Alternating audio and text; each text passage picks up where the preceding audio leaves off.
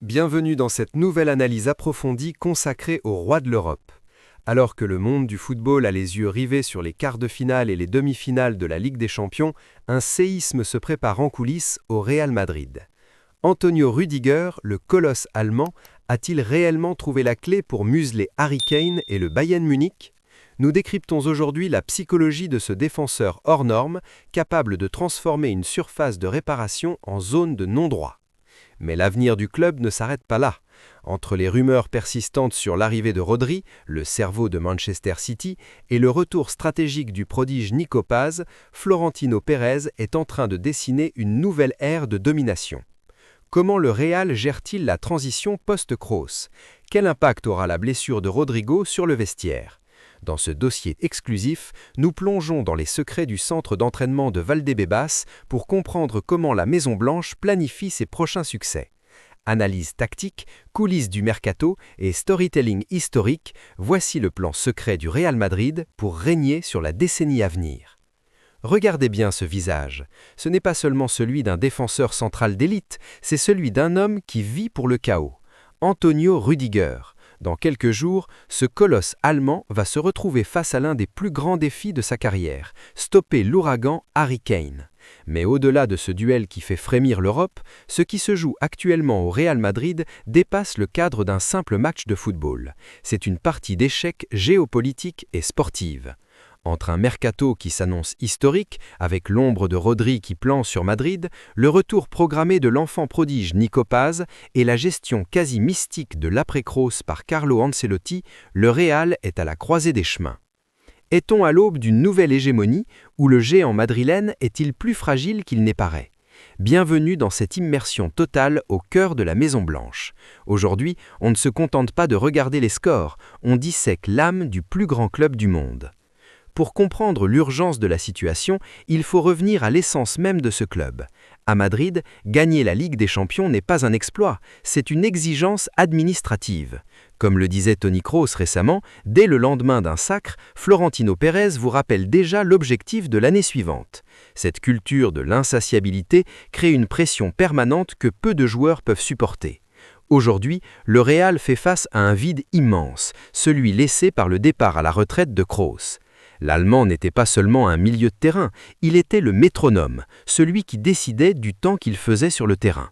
Sans lui, le Real cherche son nouveau souffle, et ce souffle pourrait venir de Manchester sous les traits de Rodri. Mais attention, le Bayern Munich se dresse sur la route, une équipe bavaroise qui, selon Rüdiger lui-même, est l'équipe la plus consistante d'Europe avec Arsenal. L'enjeu est triple, maintenir le statut de favori européen, intégrer une nouvelle génération de galactiques et prouver que l'ADN du club survit aux légendes qui s'en vont.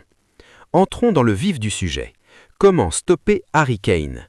Rüdiger possède une approche unique. Là où d'autres défenseurs jouent sur le placement pur, l'Allemand joue sur l'intimidation et le contact physique constant. Il ne défend pas sur le ballon, il défend sur l'homme, sur ses nerfs, sur sa patience. Face à Kane, qui aime décrocher pour organiser le jeu, Rüdiger va devoir sortir de sa zone de confort. Tactiquement, Ancelotti va probablement utiliser un bloc médian-bas pour aspirer le Bayern et exploser en transition.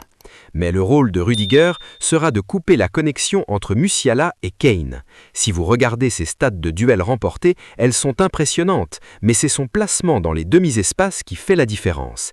Il réduit l'espace de rotation de l'attaquant. Kane a besoin de temps pour armer sa frappe ou sa passe laser. Rüdiger lui enlève ce temps. C'est une guerre d'usure. Rüdiger sait que pour arrêter le Bayern, il faut d'abord éteindre leurs réserves offensifs. Et pour cela, il est prêt à tout, même à utiliser ses petites fautes d'expérience, ces provocations qui font sortir l'adversaire de son match. C'est l'école de la grinta moderne, alliée à une intelligence de lecture de jeu sous-estimée. Mais le vrai séisme, il est là, Rodri. Selon les dernières indiscrétions, le Real travaille activement sur le dossier. Pourquoi Rodri ? Parce qu'il est le seul joueur au monde capable d'offrir cette stabilité que Kroos apportait. Cependant, un doute subsiste, son état physique. Depuis son sacre individuel, Rodri enchaîne les pépins. Le Real prend-il un risque démesuré ? Financièrement, l'opération serait colossale, mais Madrid a les reins solides. Manchester City ne bloquera pas le joueur s'il exprime son désir de partir, une règle tacite chez les Citizens pour les cadres ayant tout gagné. Imaginez un milieu Valverde, Rodri, Bellingham. C'est un rouleau compresseur physique et technique. Rodri apporterait cette capacité à réguler le tempo, à protéger la défense et à casser les lignes par la passe courte. C'est le chanon manquant pour permettre à Mbappé et Vinicius de ne se concentrer que sur l'attaque. Mais attention, le recrutement de Rodri poserait aussi la question de la gestion du temps de jeu de Camavinga et Tchouaméni. Le Real Madrid est en train de construire une super team où chaque poste est doublé par un titulaire en puissance dans n'importe quel autre club européen. Entre les yeux sont tournés vers les stars à 100 millions, dans l'ombre, une pépite se prépare à rentrer à la maison. Nico Paz. Son passage à Como sous les ordres de Cesc Fabregas a été une révélation. Le Real a été malin, ils ont gardé le contrôle total. En activant la clause de rachat cet été pour environ 10 millions d'euros, Florentino Pérez réalise un coup de génie financier et sportif. Nico Paz apporte ce profil créatif, cette paoussa argentine qui manque parfois dans un milieu madrilène très athlétique. Il est l'héritier désigné de Modric dans sa vision de jeu. Le club sait que pour durer, il faut un mélange de recrues mondiales et de talents formés à la Fabrica. Nico Paz représente cette identité. Sa valeur marchande pourrait exploser à 60 millions d'ici 2 ans. Mais l'objectif n'est pas la revente, c'est l'intégration. Le Real Madrid ne recrute plus seulement des noms, il recrute des profils qui s'imbriquent dans un système à long terme. C'est la force de Yunika Afat, le dénicheur de talent du club, qui voit en Nico Paz un élément central du Madrid de 2026. Alors, que retenir de tout cela ? Le Real Madrid n'est pas en transition, il est en expansion. Que ce soit dans la gestion du duel tactique contre le Bayern par un Rudiger au sommet de son art, de l'ambition démesurée de ramener Rodri pour asseoir sa domination au milieu, ou de la confiance placée en des jeunes comme Nico Paz, la stratégie est claire, ne laissez aucune miette à la concurrence. Le Real Madrid ne se contente pas de réagir au marché, il le dicte. La blessure de Rodrigo est un coup dur, mais le soutien populaire et la profondeur de banc montrent que ce groupe est soudé comme jamais.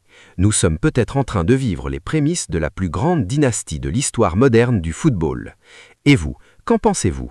Le Real peut-il vraiment tout rafler ? N'oubliez pas de vous abonner pour ne rien rater des prochaines analyses approfondies. C'était votre dose de foot, à très vite pour un nouveau dossier sur la Foot Chrono.